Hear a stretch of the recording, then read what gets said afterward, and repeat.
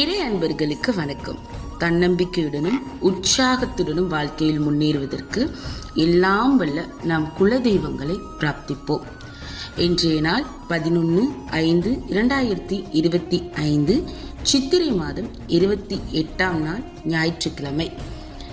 இன்றைய நாள் நாம் வழிபட வேண்டிய தெய்வங்கள் அப்படின்னு பார்த்தோம்னா, சூரிய பகவானுக்கு மிகவும் உகந்த நாள். நவகிரகங்களுக்கு நீங்கள் விளக்கு போடலாம்.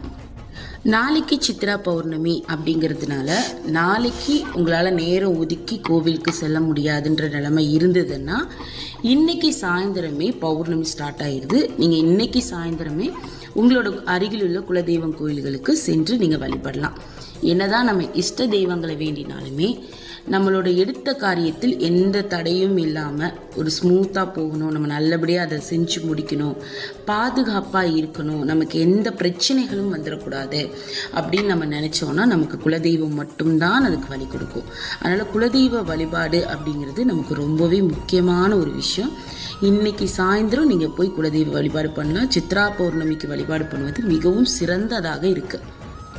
குலதெய்வம் கோவில்களுக்கு செல்ல முடியாதவங்க எல்லை தெய்வங்களை வழிபடலாம். இப்போ உங்கள் ஊரில் இருக்கிற எல்லை தெய்வம் அம்மனாக இருக்கலாம், ஐயனாராக இருக்கலாம், முனியாண்டியாக இருக்கலாம், எல்லை தெய்வம் ஒன்று இருக்கு இல்லையா, அந்த எல்லை தெய்வத்தை நீங்கள் வழிபடலாம். சித்ரா பௌர்ணமி அன்னைக்கு குலதெய்வங்களுக்கு மிகுந்த சக்தி வரும் அப்படிங்கிறது ஐதீகம். சித்ரா பௌர்ணமியில் குலதெய்வங்களை கும்பிடும்போது நமக்கு எல்லா விதமான சகல ஐஸ்வர்யங்களும் செல்வங்களும் கிடைக்கும். அதனால் குலதெய்வ வழிபாடு அப்படிங்கிறத இன்னைக்கு ரொம்ப முக்கியமாக வச்சுக்கோங்க. நாளைக்கு செல்ல முடியாதவர்கள் இன்னைக்கு சாயந்தரம் போய் நீங்கள் வழிபாடு செஞ்சுட்டு வரலாம். இந்த வீடியோ உங்களுக்கு பிடிச்சிருந்துச்சு அப்படின்னா லைக் பண்ணி ஷேர் பண்ணுங்கள். மறக்காமல் நம்மளோட சேனலை சப்ஸ்கிரைப் பண்ணுங்கள். நன்றி.